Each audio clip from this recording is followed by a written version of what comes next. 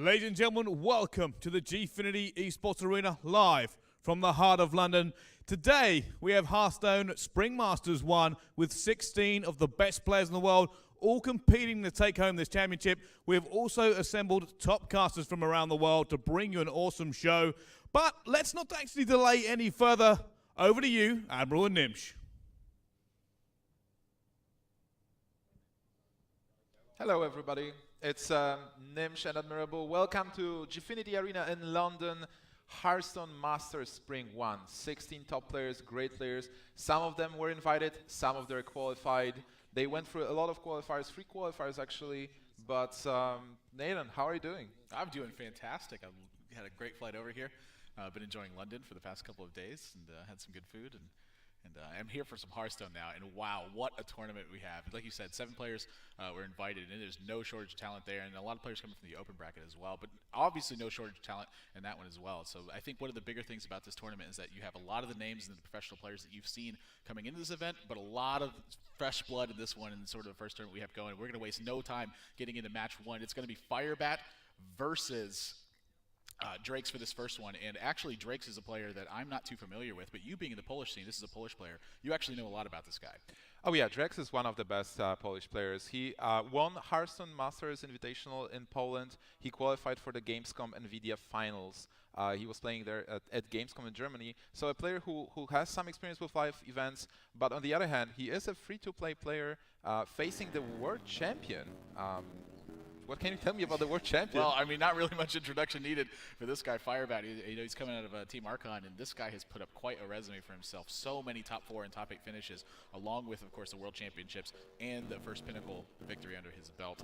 He was #1 seed in NA going into BlizzCon, stage 2 of that qualifier, so he just surpassed stage 1 because he was in those top 2 spots. And here we're going to see Warlock versus Rogue in our first matchup. Firebat's bringing Rogue, Hunter, and Mage for his lineup, and DrEax has actually got Rogue, Druid, and Warlock here. So this is something we're seeing typically as a result of Conquest. We're seeing so many different classes represented because of that format. Oh yeah, definitely. The format is the new BlizzCon format is very interesting, and it's like a skillful format because you have to bring those 3 decks and you have to win with every one of those decks. It's not like you can bring face Hunter, let's say, and 3-0 your opponent. You do have to prepare and to win with every of those decks, and there are different strategies as well. Yeah, so a lot still being explored with that. I'm sort of interested in this list that DrEax is playing right now, because this is a little bit unconventional. At first, it looked like a typical Handlock deck with a Watcher and Molten Shine. He's got Voidwalker in here too, and now we also see Zombie Chow. Where did he make the cuts in this deck to fit in these stuff, and what are you expecting to see when you do something like Voidwalker? Is Doomguard going to be here? Is Mal'Ganis going to be here? Well, definitely it's a surprising bit with the Void Caller. I think we are going to see the Mal'Ganis and Jiraxes at least. Maybe something else. Doomguard, I don't think with this kind of deck you use Doomguard. It doesn't seem like a standard Demon Lock.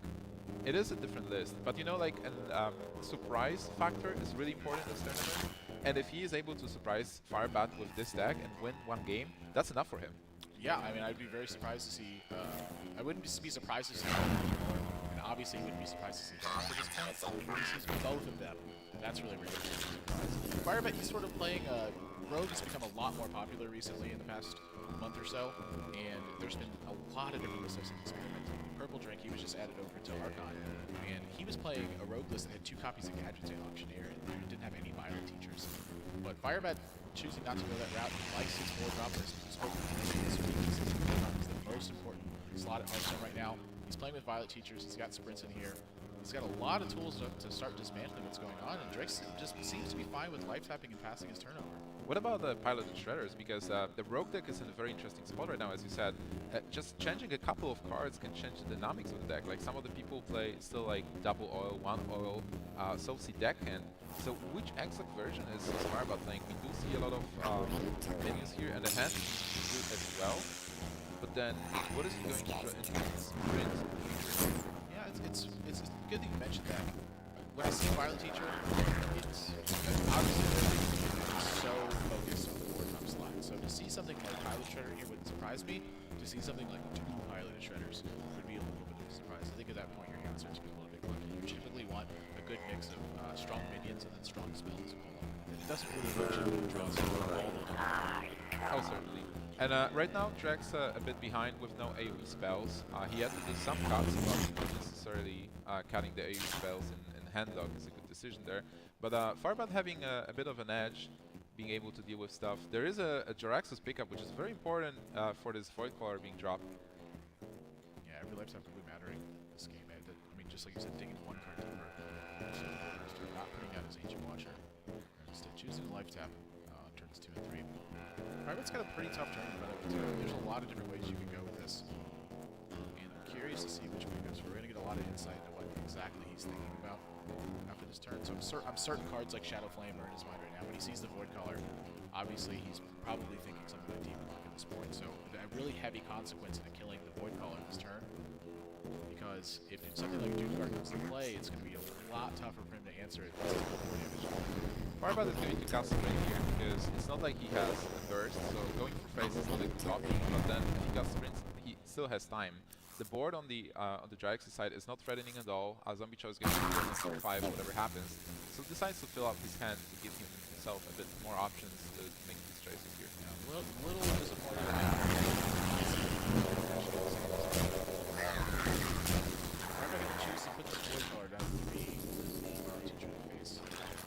I think he's at this point what he's just concerned with is getting the most value out of everything he can. He knows he left a 3-1 on the board.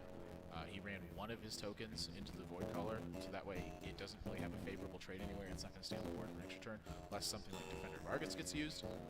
Or and outside of that, it looks like he's just trying to line himself up to have strong responses to positions.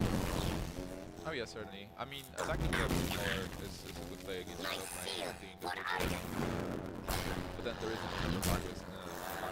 Not too fast. Just needs to get used to which are otherwise not fantastic in this matchup. Well, it seems that DrEax is actually getting an advantage here. He has that Void Caller which is going to summon a demon. The only demon in hand is DrEax's. Then on turn 7, he can actually follow up with Dr. Boom. Or he has a lot of options. He has heals, he has removal with Implosion. So Firebat will have to get a couple of good trades here. A little bit of that. 315 is going to be tough to deal with on this turn. There's not an efficient minion to kill. It's such an awkward card to sap as well, right? Like you sap DrEax's and it just comes back and heals your opponent. But then on the other hand, a rogue can set up a board to one-shot 15 health. Yeah. Anyway, I think he's going to be looking for some sort of position where he gets a really big Blade Flurry with the Tinker Sharp Sword Oil. So a matter of how he gets there is really what we got to be looking at. Because something like Azure Drake just frankly doesn't look that good right now. And so I would imagine he wants to kind of get used to that. Funkier feeling cards in his deck. well, seeing 15 health on handlock and seeing DrEax's on board, I would definitely consider going for phase as well and trying to just burst your opponent, especially with those cards. That's exactly what he's going to do. So this is going to be 8 damage that DrEax has taken. He's down to 7. But he's got a Molten Giant in his hand, he's got a way to taunt this stuff up, and he's got heals available. Wow. Is this the moment when DrEax can actually come back because Firebat had to use a lot of burst there? Firebat still has one Eviscerate, and you know, I would venture to say that when Firebat had seen this list, like when he saw the Void Caller hit the board, and he's seen DrEax's come out of it, he probably doesn't think that Molten Giants are actually in here, which really influenced his decision to put this much pressure on. that's also because like Life Coach introduced the handlock without giants, so you can come in the assumption that when you see those cards, you think, oh, this is the handlock without like giants. Yeah. But then again, this gives. Yeah, but then again, you see Molten Giant. That plan's out the window. So got to taunt up, I imagine, the 2 biggest ones here. And I would be a little bit surprised if DrEax did not take out this token. You just don't want something weird to happen, like 2 saps and then be facing down. Oh yeah. More damage than you were anticipating. So still a bit of damage available for Firebat, but he's not close to closing this out yet. And this is looking like dire straits. I mean, he's at 30, but look at how much power is on the board. We're looking at 16 power this turn. That's actually amazing. Like, DrEax was behind, he was almost dead, and now his board is full of minions, and Firebat is looking at a 2-turn kill. Like, he has to defend himself. There is no, actually not much burst he can use to deal 15 points of damage, so he needs to start using burst to kill this. Yeah, I mean, he's got 10 damage right now, but, I mean, that's still 5 short, and he's got to figure out a way to deal that 5 damage basically as quickly as he can. So seeing Azure Drake, not a surprise. He just needs to pick up something like a second Eviscerate, honestly. Tinker Sharpsword Oil, that's actually not too bad right now, but both preparations have been used also. Yeah, but he still has a Flurry. He only has 1 charge on weapon, so maybe one of the ways would be to try clearing Yeah, I this. mean, he can with the clear big this AoE. next turn. Like, I wouldn't be surprised to see something like a pass or an eviscerate. Neither of these would really surprise me. And if he eviscerates face, obviously he's really focusing on the damage to face here. Like, so if he chooses this eviscerate, the reason he's using it this turn is not only for mana considerations, but he also has the Azure Drake on the board, so he's getting the extra point out of it. Wow, he is going. He will try to get the damage done and ignore the board. Yep. A Mountain Giant too. So this is just handlock with Void Callers in it. And some extra stuff in here. He's even got Implosion and stuff too. I'm Surprise curious your opponent. Yeah, I'm really curious how all these fits made it into this spot. Maybe he's playing a 40-card deck. You know. Wow, what a game to start a series at Gfinity Arena here in London. And also there is a special day today. Hearthstone anniversary. Like we are in the process of Hearthstone anniversary, you know? I watched Trump's video on from Twitter. You watched yesterday. it? Yeah, it was a good one. All right, I have to watch it. I didn't see it. He did a fantastic job on that one. He has a lot of highlights, I'm sure. Yeah, it's one of the greatest ones. Gonna go up to 13 here. Gonna continue to fortify this board position. I imagine this Azure Drake's gonna bite the dust. And so a lot of damage coming Firebat's way, but with the Tinker Sharp Sword Oil and the Blood Mage and the Blade Flurry, all this stuff's actually gonna get cleared this turn. And Firebat is going to deal 9 points of damage. And he's gonna have a 4/1 on board. So this is a really big swing. So much has been invested in this. You know, not only that, he's taking 7 damage as well, so he's falling down to 6. So this is, or I'm sorry, he's taking 8 damage. He's falling down to 5. Apologies. This is not a situation where you can feel very comfortable. He does have Dr. Boom coming down after that, but again, Firebat's at 16, and when you're at 5 versus a rogue, it's not a comfortable spot. Like something like a Deadly Poison. Simple Eviscerate. Yeah, like Eviscerate, Deadly Poison, all those things are going to threaten you a lot. So we're going to knock this down to a 1/1, and there's potentially enough damage available if you pick something up with the Fan of Knives. But do you really? Well, you do have to fan. You do attack face. You do fan. Well, do you attack face right now? Like, is there something else you could be hunting for? That's here? awkward because if you fan, then you can lose your minion. Right. Like, I mean, fanning is actually one of the ways that you can potentially die to this too. Like, if he chooses to Fan of Knives, both of these boombots hit for 8, and then he's got another Defender of Argus, that would be enough damage to kill him. That's such a tough spot. But then again, Firebat does have those Farseers. Yeah, you're never safe So versus he- Dr. Balance. I cannot blame him for trying to pick up the extra damage What's the here. card? That's Pilot Shredder. It's a blank, and the bombs are going to hit face twice for 6. That's a lot of damage there. Yeah, 2 minions going to be put out here, and so it's kind of up to DrEax to find something because he is under, 3 threes are not a lot of pressure, but when you're at 4, it's a lot more. He needs an AoE right now. If he is, oh my God, he gets an AoE. He can deal Wow. damage. He loses his Dr. Boom in the process, though. I'm curious if he wants to Implosion first. Can you not Shadow Flame? No, No, you you have have to to deal Shadow with Flame. it. I mean, he may want. I mean, maybe he's ambitious enough to life tap, but I don't really want to be putting myself in SI7 rage. Right Yeah, there is like too many cards, and even like Deadly Poison, he's seen 1. So if you life tap, you are in the range of Deadly Poison. That being said, there's a lot of consideration for life tapping here, and one of the biggest reasons is not only does he have to live this turn, but he actually has to find a way to win the game. So how does he win the game with kind of what he has right now? You have to get so much repetitive damage out of a Mountain Giant and really not see much on the other side of the board.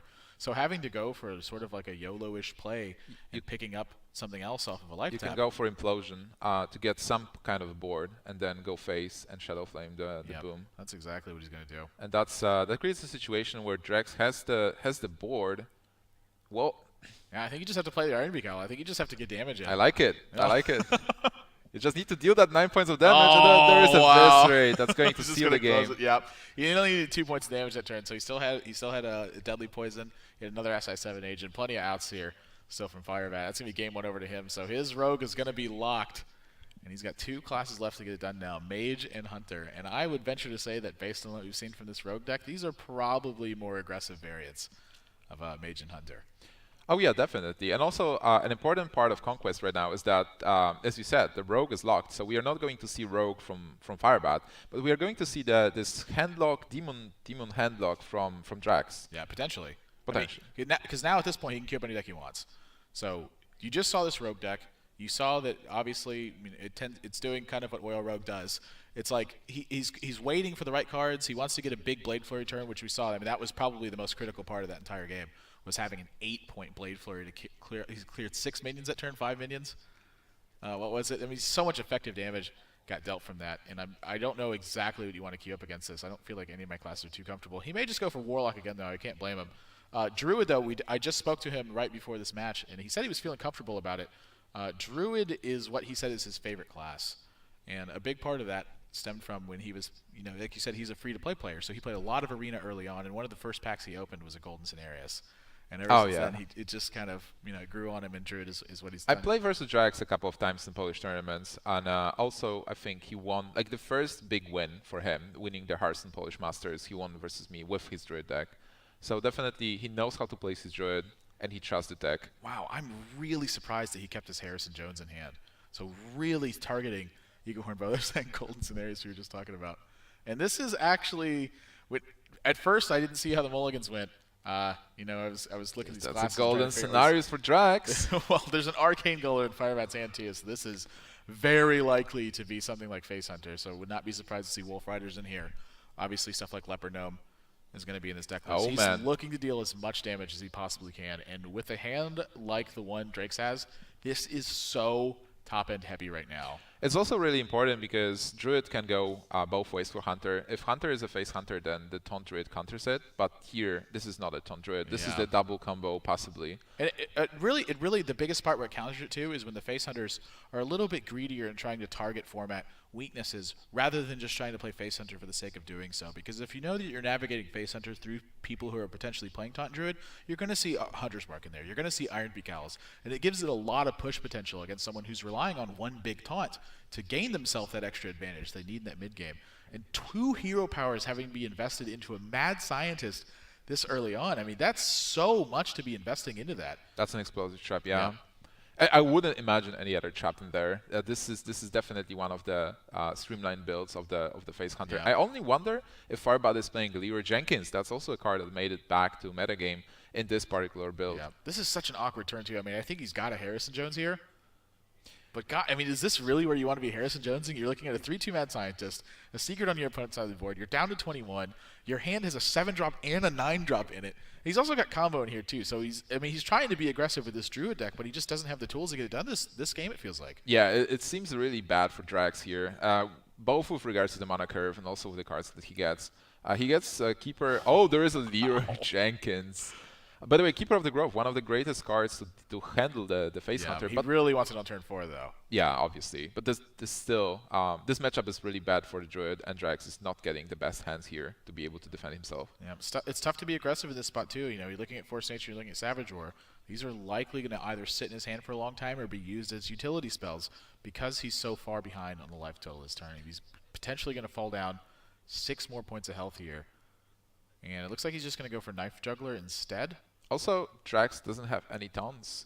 He has the scenarios, but then after using Innervate, now it's just 4 turns. So Firebat chose to hold on to the Knife Juggler here. Why do you think that is? Keeper of the Grove? No, pass it. Keeper of the Grove should be played earlier. Is he just saving it for Unleash? And you're like, if he falls behind on board, I would Unleash is a bigger out? I would not think that Unleash is going to do much. Like, even if he top decks Unleash, I would not suspect Druid to spawn the board with a lot of stuff. So I mean, hero powering makes a lot of sense because you have the hero power and the Knife Juggler this turn. I'm just curious why he actually didn't play this. Maybe he thinks like the Juggler will be useful to try to juggle this Harrison Jones. If Harrison Jones attacks into Mad Scientist, then it is left with 1 point of health. Yeah, that's a really good point, actually, that you make that. Because it almost certainly is going to be running into this Mad Scientist at this point. Trying to race for DrEax right now, I think, is just completely out of the question. One of the there's whoa! Hang on a second. There's actually a second. Hang on a second. This is secret. Wow, there's actually a snake trap in here. That would be a really big reason why he chose to hold on to this Knife Juggler. Yeah, that makes perfect sense because you're getting a snake trap. You don't have it in your hand. You have it in your deck. Yeah, Wolf Rider and Haunted Creeper or Hero Power are definitely going to be the plays here. I think he's just going to keep weaving in Hero Powers too. I mean, he's got his opponent down to 11. That's one of the very important things that Face Hunter needs to do and understand. Like, you do want to use your hero power almost every turn and save the cards, because you can play this Arcane Golem on turn 7 or 8. That's not a problem. You have to have a really good argument for not hero powering, and the development really needs to be worth it. Now, point to that is sometimes when you're playing against classes that are going to taunt stuff up, it makes a lot of sense to forego your hero power and get in the charge damage while you can, and then hero power afterwards and hope that you just have enough time to hero power him down. That's something that was very often. I mean, this dates back to, we're talking months ago, like when Backspace Rogue sort of came into the scene. Very often when I was practicing with him, he would tell me to just turn 4 Leroy Jenkins them. And I'm like, that doesn't seem right to me at all. Yeah, and he would explain that getting under the taunts was so important because you had enough reach afterwards. And I had a very poor win rate with that deck very early on. And then when he started telling me just to get the charge damage in, I started playing that way, and it started working out fantastically simply because of the way the metagame was around you. And I could venture to say that he did not expect to see Snake Trap. Honestly, in something like Face Hunter 2, like Lothar, he played a copy of Misdirection in his Face Hunter deck, and that was a nod to way back. Yeah. When Misdirection was just used as sort of like a heal 4, deal 4, or 3, or whatever the number was going to be for the minions that were on the board at the time. Well, this only strengthens how important skill is in those games as well. Like, a lot of people say, hey, Face Hunter is actually autopilot, but no deck is autopilot in Hearthstone. Like, even though those decks might be easier for beginners, you do increase your win rate if you know exactly how to play, and how to play in those difficult situations you said against the taunt decks, for example. Sludge Belcher pulling a ton of weight here, soaking up 7 damage, but Arcane Golem, he's got a little bit to say about it. He's like, here, have your Wild Growth. 4 damage. He also knows that Firebat knows that DrEax will have only 8 points of mana. Oh, there is an Innervate pickup, so maybe we'll actually see the scenarios being played. But then, being at 7, you are dead to so many things. Yeah, this is a really rough spot. I mean, looking at this hand right now, it makes so much sense to heal for 5 and put the Shade behind it, and then hope you can find a way to weave in your combo at some point when you can actually kill them. Like, you have to end the game very soon, because you're not going to race the hero power. You're not going to race the Hunter hero power at this point. You're just too far behind. So what about, yeah, and then scenarios next turn. It makes a lot of sense. Yeah. You do kill the Arcane Golem, you do use your mana, and then scenarios next turn to have taunts, and then try to win. So the question right now is, can he live for the next 3 turns, because he wins in 3 turns? I think he can, and I think it very, very clearly starts with the Ancient of Lore. So the trade here, I mean, it hurts, but you know, you got to do what you got to do. So there's going to be heal for 5, and I like the Shade as well. Yeah, Shade is going to outgrow the Explosive Trap, and then even if Explosive Trap deals 2 damage to the board, you're fine with that. You should be able to win with the combo. There's a Leper Gnome, so just continue to add extra damage. And since he saw that Sludge Belcher, yeah, he's going to go ahead and get the Leroy in here now. This doesn't open him to Savage Roar either, because he's still got the Explosive Trap on the board, so the Whelps not going to be able to get the job done. Down to 4 is DrEax. How much damage is there with that's 7 plus 5? Yeah, I mean, right now he's got... So with 26. the 2 minions, 8 damage gets through. If you Savage Roars those, that's an extra 6 damage now. 26. So... No. Oh, because he attacks with the Whelps first and then Force of Natures. Oh, that's a ton of damage, actually. Yeah. So it's 26, basically. Yeah, that is 26. Right, well, but 26 is not lethal, so he is still in trouble. There is the Leper Gnome, there is the Explosive Trap and the Hero Power. Well, even right now with Explosive Trap and the Hero Power, he is at 4. So he will have to Hero Power himself. DrEax will have to Shapeshift to stay alive. Yep. So I think he just wants these boom tokens. I'm not sure exactly why these You are probably on board right now. don't attack. Oh, jeez. Man. That is going to be more than enough to end this game. Doesn't even need the Knife Juggler with it. Another big draw. You don't from even Firebat. need it. But so many outs are available, though. I mean, he had Wolf Rider. He had Arcane Golem. You know, he's got another kill command. He's potentially got Eagle Horn Bows. There's so much in this deck. I mean, this is one of the reasons it's so good is it's going to punish people when they don't hit their curve perfectly. And that's like exactly even the what he's Leper gonna Gnome. do. Like you play Leper Gnome and there is a chance when they attack they get the Explosive Trap triggered and the Leper Gnome gets killed by the bomb and you win before they will kill you. So a Firebat is going to take game number 2 and get a lead 2 versus over DrEax, but this is not over yet. He has the last deck. The last deck is It's gonna. I mean, that's going to be Mage for Firebat. yeah, Firebat's got Mage left, and like I said, after we saw the aggressive, the play style that he had with the Rogue, even despite It's obviously Freeze Mage. it wouldn't surprise me to see Freeze Mage. You know, we saw Chalky. He brought 3 fatigue decks. And that worked. He free out Colento. It did that very was well. Perfect He strategy. made it all the way to the finals until he finally got beat by the hottest player in Hearthstone right now, which is Life Coach. But right now, sure. Firebat is left with his Mage, and he needs to win at least 1 game to win the whole match. DrEax has to win, 3 games. So basically, if he 3-0s the Mage, then he wins the match. Yeah, he's got to 3-0 it, though, so down to his last leg. Rogue, Druid, and Warlock. I feel like Druid is an okay queue up here. I mean, it's, you know, when you have to win 3 games in a row, there's sort of 2 ways to go with it. It's like, number one, you don't know what class your opponent is playing. So you probably want to go with your comfort pick in this spot. Number 2 is going with what you would consider your best matchup doesn't really make all the sense in the world because you're going to have to beat him with all 3 decks anyway. So the information edge you get is just going to continue to grow with basically any one of your decks. And losing a game when you have like what you would maybe consider like your worst matchup in a spot like this, like say he was playing, it's funny you mentioned he's playing freeze. It's actually a freeze mage. He's playing freeze mage. It just doesn't really make that much of an impact because again you have to win with all 3 of your classes. Yeah, so I certainly agree. It's like if you know you will have to play Druid versus Mech Mage, let's say eventually, you can just go with the match like just from the start and try to win that, and then get the good matchups for the last games when your opponent is actually upset about losing. Yeah, so Mad Scientist has not tipped off DrEax yet to exactly what version this is. This can be a Mech Mage with secrets. Yeah, I mean this could very easily be like sort of like a slower Mech Mage opening. For sure. So if this is Ice Barrier, the jig is going to be up. But if this is Ice Block, okay. So now the jig is kind of up. He sees that this is an Ice Barrier. So likely to be Freeze Mage or Fatigue Mage. That's actually a very important secret because Mirror Entity, which is normally being played by Mech Mages, makes Druids not play cards. You know, I just said this could be Fatigue Mage, but it actually can't be because that deck doesn't play Mad Scientist because it doesn't want to pull cards out of its own deck. So actually he does know it's Freeze Mage. Yeah, Leopard, I'm going to give that up even more. Well, for sure he knows it's not a Mech Mage, so at this point, he's surely happy here. Once he sees the Ice Barrier. Even though his hand is awkward, like he doesn't have that many minions to play, so double swipe against a Freeze Mage it might actually work. Like you want to deal as much damage as possible and then kind of kill your opponent with spells because your board is being frozen. But you do want to deal the damage at the beginning of the game, and to do that you need those minions. Yeah, Zombie Chow is actually not too bad here either. Because the damage it's getting in is very relevant because it's just shredding armor. So his Firebat's not going to get any value returned from this.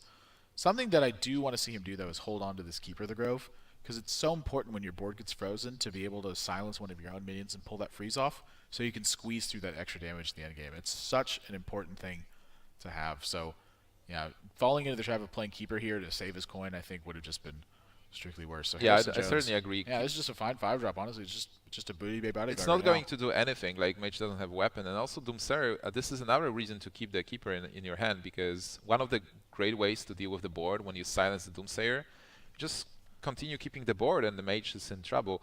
Right now, it's also important to mention that Firebat doesn't have that many cards in hand. It's 6 cards, a second Ice Block, not really that important right now. He has that Extraza though. Yeah, his hand's kind of awkward. I think he's just, right now, he's going to be looking for the way he buys the most time. And so, ping on the Zombie Chow, and no surprise there. Heal for 5. He's back up to 30. Yeah, Doomsayer, I think it makes all the sense in the world here. If you see something like Keeper of the Grove, I think you're fine with it. If your opponent ends up putting, like say they have to charge Druid of the Claw or swipe this guy to put him out of contention, I think you're fine with that as well because you're just seeing the Doomsayer eat more than it actually Yeah, has it's in like health. it's tanked 9 points of damage, and you're definitely happy with that. Yep. But then there is the Druid of the Claw in a cut form, a good pickup for DrEax. He will be able to kill this Doomsayer without losing his Keeper of the Grove. And, well, his board is something. There's a Blizzard top deck. Not deck. a bad one right now. I think there are a couple better draws than that one. You actually don't have to Blizzard now. Wow. Because that's surprising to me. He's just using his life as a time resource right now because he has so much of it. yeah, and it's only 9 points of damage incoming. And you're not even being able, like, you're not going to die to the combo and stuff. I like swiping here. If he only had one copy of swipe, I'd like to see him save it. But just getting the mana out of his hand right now is so important. I mean, look how much mana he has in his hand right now. 16, 20, 26. He's 30 mana worth of cards in his hand. He can only spend 7, 8, and then 9 over the next 3 turns. He's got to find a way just to get the mana out.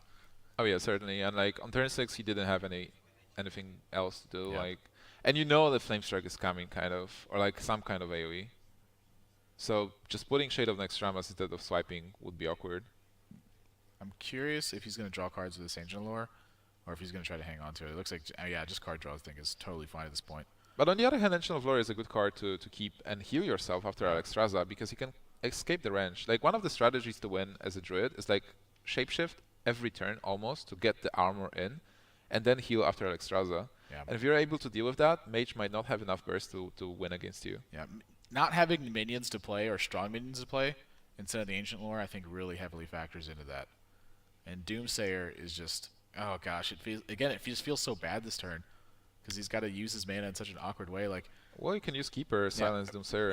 He can't silence here. Oh, he's gonna so he's gonna play the Shredder and silence and go 5 to the face.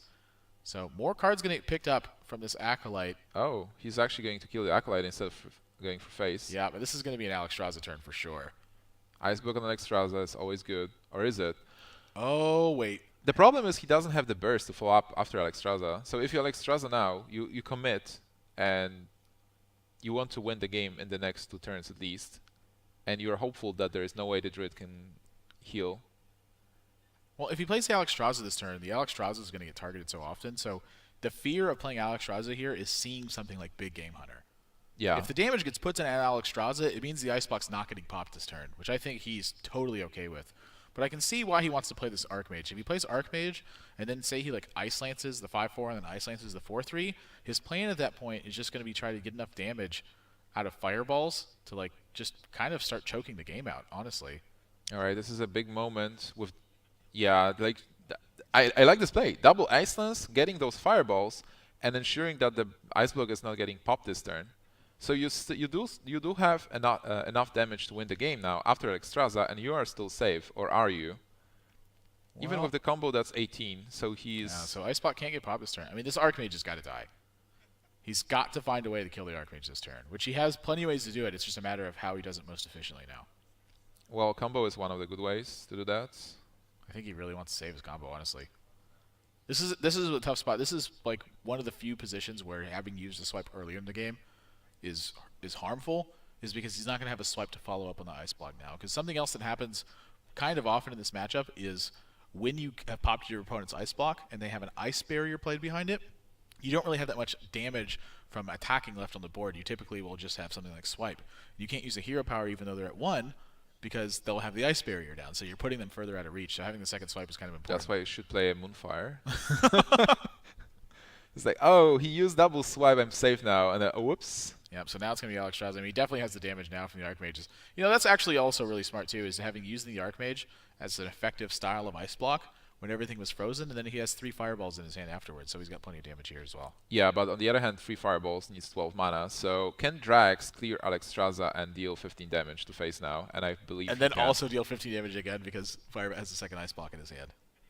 Well, so he's got to proc 2 Ice Blocks before he's killed from Fireballs. And not only that, but Firebat's going to be drawing cards alongside of that also. True. The big thing about that is that he did get both the Ice Lances out, so Frostbolt Ice Lance combos are not a problem. But he also has Pyroblast there too. Well, with next turn being Ice Block and Fireball, getting DrEax to at least, let's say, 11. You can get something like Vitality Totem out of the Pilot Shredder? That's possible. Well, that will actually be a very... double Savager. Yeah, he wants to trade the Shredder in to the Alexstrasza, I think.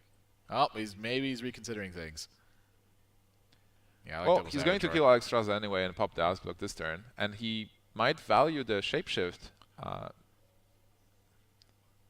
Your opponent being at 2 and being at 1 does make a difference here as well. So I'm curious exactly why he's choosing to do it that way. But oh, he wants to draw a card. But then why didn't he Hero Power afterwards? Instead he gets Defy as Ringleader. Alright, so I like this turn in the sense that he did Shapeshift, which puts him a bit higher on life. And he is trying to get that Ancient of Lore as well. Yeah, he really needs a second Ancient Lore right now. Even something like Tree of Life would be fine. Alright, so they're definitely going to be an Ice Block this turn. Maybe also, yeah, you have to play Ice Block. Like you can't, because your opponent double Savager, you can't risk them having like a Force Nature. This is kind of looking like Ancient Allure or Bust here, honestly. Yeah, it is. But even if you play Ancient of Lore, you're not going to pop the block. So the Ice Block is going to stay there. And there is a Pyroblast as well. Yep. He can go to 13, but there is no other way to stay alive. And Firebat is going to end up taking this series 3-0 with his lineup. You know what would be an option? To play Dr. Boom and then unsilence Doomsayer. So Doomsayer actually triggers the bombs. Unsilence it. And then the bombs kill like Firebat because Icebook doesn't work on his turn. You're just making up cards now. We're going to get it somewhere at some point. Yep. Alright, so here an exceptional play from Firebat. This is how the Freeze Mage works. Yeah, a lot of foresight required to play this deck. I probably would not. I don't have the same experience of this deck. You know, it's kind of watching it unfold. Everything makes so much sense, but that's just the amount of time and practice he's put in here. 2 ice blocks. You have so More many decisions to than make, enough. and Oh, like, yeah. do you freeze? Do you not freeze? Do you take the damage? So Firebat is going to take the series 3-0 versus DrEax in the group stage. DrEax is not eliminated though, because we are having a group stage with double elimination. So Firebat needs to win one more match to advance to the finals. But then DrEax, well, he has to win 2 as well. But Yeah. Firebat can still lose 1. And you can't be too disappointed with your loss either. I mean, losing to the reigning world champion, not always the most disappointed of things. You know, maybe he's learned a few things about that. This guy's pretty tough.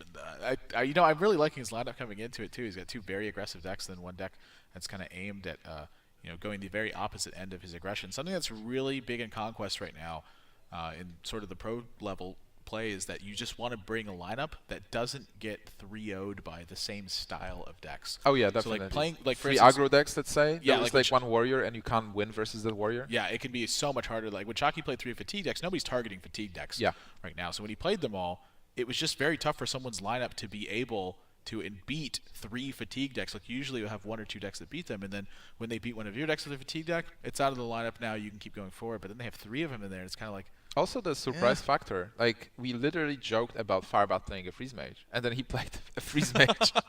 Because normally like Firebat is known as an aggro player, so he plays with aggressive druids and aggressive mages. I would definitely expect a Mech Mage. I would mulligan against a Mech Mage, not against a Freeze Mage. And there is a different I value would tend to mulligan against Mech Mage until I know, because if you don't mulligan for it against Mech Mage, you can get punished so easily for that. Yeah. But that's part of the benefit of playing a deck like that so early on, is that your first match that you play, you're typically going to see your opponents, when they have chances to, mulligan differently than they would have of normal. So I think a really good job there. But like, again, just the big part about this, I think, is having a lineup that doesn't get 3-0'd, or it doesn't have a deck in it that gets 3-0'd very easily. And with the way his lineup works, I mean, Freeze Mage seems to fit right into that curve.